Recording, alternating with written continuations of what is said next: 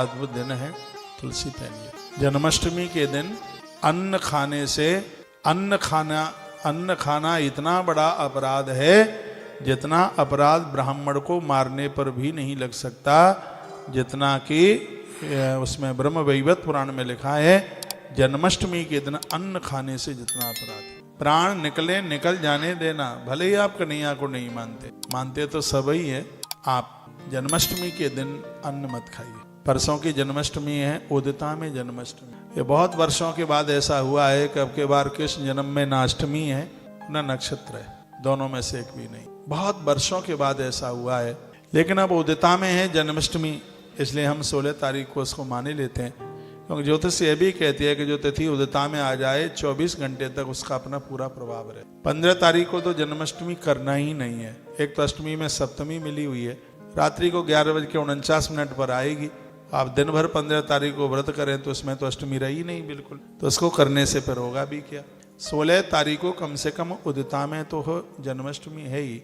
16 तारीख की रात्रि को 17 तारीख के भोर में 4:38 पर रोहिणी नक्षत्र आ रहा है, जिसमें भगवान की प्राकटता हुई है। इसमें 2 पक्ष। आप यदि भूख से लड़ सकते हैं, भूख को आप सहन कर सकते हैं, तो आप ऐसा कर लें कि अपना व्रत आप 18 तारीख को खोलें, क्योंकि 18 तारीख में फिर आपको रोहिणी नक्षत्र मिल जाएगा। तालियां कमजोर इसलिए बजी हैं क्योंकि आप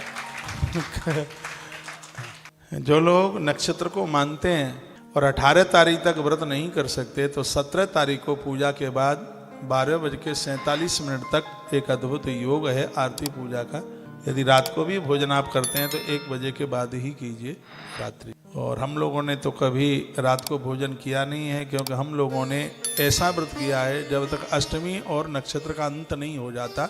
ऐसा वर्णन किया गया है, विष्णु पुराण में भी वर्णन है ऐसा, जब तक अष्टमी का और नक्षत्र का, रोहिणी नक्षत्र का अंत नहीं हो जाता तब तक इसका पारण करना ठीक नहीं होता।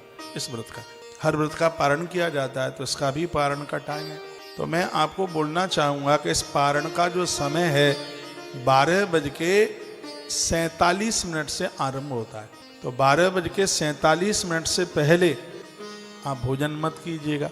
हाँ, और फिर आप कहेंगे हमें कल ही खाना है, भोजन कल करना है, तो फिर 17 तारीख को भोजन आप इसलिए नहीं कर सकते क्योंकि 17 तारीख को दिन भर रोहिणी नक्षत्र है और पूरी रात भर 3:00 तक रोहिणी नक्षत्र रहेगा।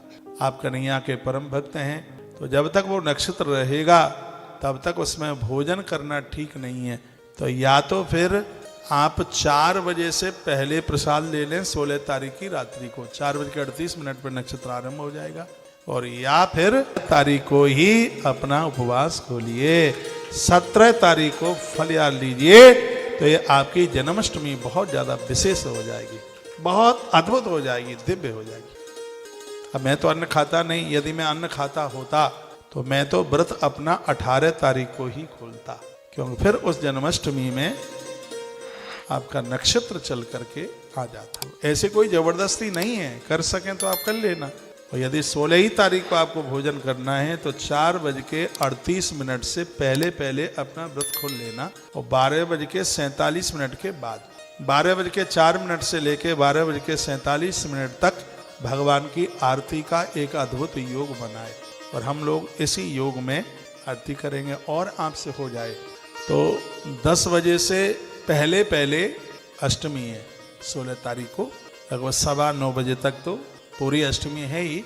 हम लोग 9:15 बजे पूजा आरंभ करेंगे, तो फिर इसमें हमें ये अष्टमी भी मिल जाएगी, और भोर तक पूजा करेंगे 5 बजे तक, तो इसमें हमें अष्टमी और रोहिणी नक्षत्र दोनों के दोनों प्राप्त हो जाएंगे। ऐसा आप कर सकें तो आप कर लीजिए।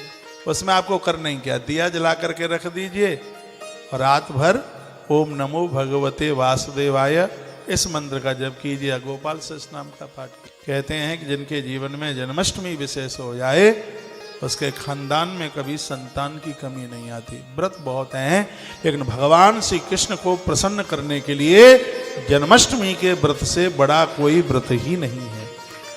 ब्रह्म वैवर्त पुराण में जन्माष्टमी व्रत की बहुत बड़ी कार्यक्रम से फ्री होऊंगा, तो उसमें मैं एक वीडियो डालूंगा, एक एक ग्रास खाते खाते कितना बड़ा अपराध है। जन्माष्टमी के दिन भूख हड़ताल कर दो। 16 तारीख को दिता में पूरे दिन भर अष्टमी है, इसलिए 16 तारीख को यानी परसों ही व्रत कीजिए।